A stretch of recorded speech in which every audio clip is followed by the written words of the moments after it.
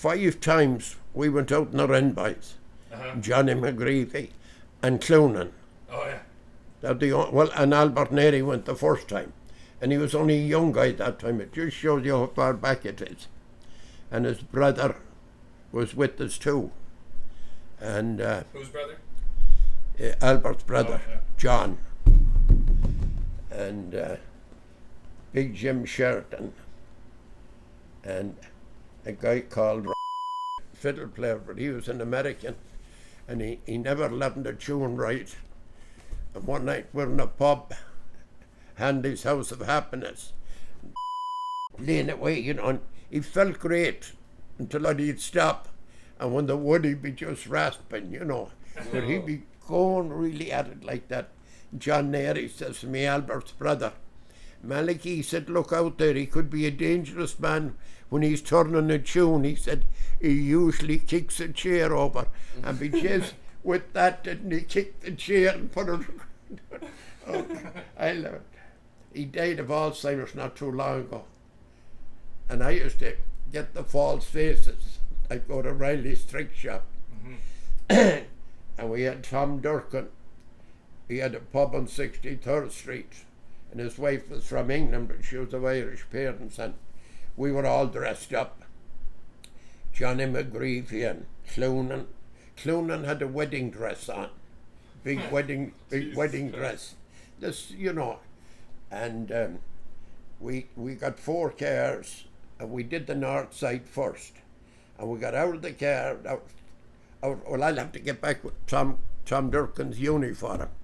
He said, Jesus, Tom, I'd love to go with you boys, but I've nothing to wear. His wife said, don't use that as an excuse, Tom. She said, I'll get you a uniform. And she went up and she got a king-size sheet, a cap, and marking ink and the scissors, and she cut out the 2 eyes on the mouth and put a tie around his neck and a cap on him. And then the king-size sheet was about that too long, he couldn't walk, so she cut the bottom of it off. But we went to the north side, it's the God's truth, and it was a work day. And there was a bank robbed a couple of blocks away earlier in the day. We parked the car and got out, and here is Cloonan with his wedding dress on and Tom Durkin. 2 police cars pulled up, and the guy had a different cap on to the others, and he got all business. What's going on here? And Cloonan started speaking Gaelic to him. No, Pat, I said, this is no time for Gaelic. I said, so he says to somebody, what are you doing? Well, we're the Wren boys. An old Irish guy tried to reason with them, but he wasn't going to reason no how.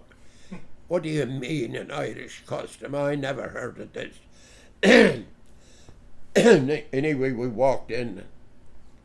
Johnny McGreevy got the fiddle and Cloonan the accordion, and I had the bower on, and we had another couple of with them. There was another 1 or 2, and started the music.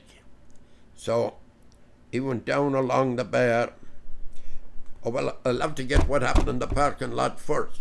He wanted to know what it was all about. So this guy told him, it's the Wren boys. Well, explain to me, what are the Wren boys? He said, we're collecting money to bury the wren. What is the wren? The smallest of all birds. He said, when you go before a judge, you'll have to think something different for that. So him and a policeman followed us in.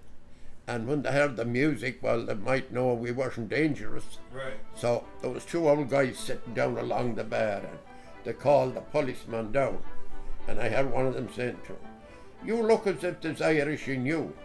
Yeah, he said, my grandparents are. I'd know both of them, or one of them is from Ireland. Well, by Jesus, he said, I'll tell you something, did a bad job at raising you when you don't know what the Wren boys are.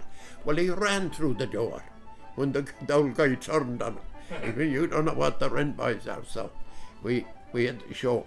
And you know, we did all the pubs and all the stores, north and south, and we got over $600. And a guy from Connemara that knew Cloonan, I got Pat, he said, you look good in the wedding dress, but he said, it's a size too big for you. must have been an awful big woman.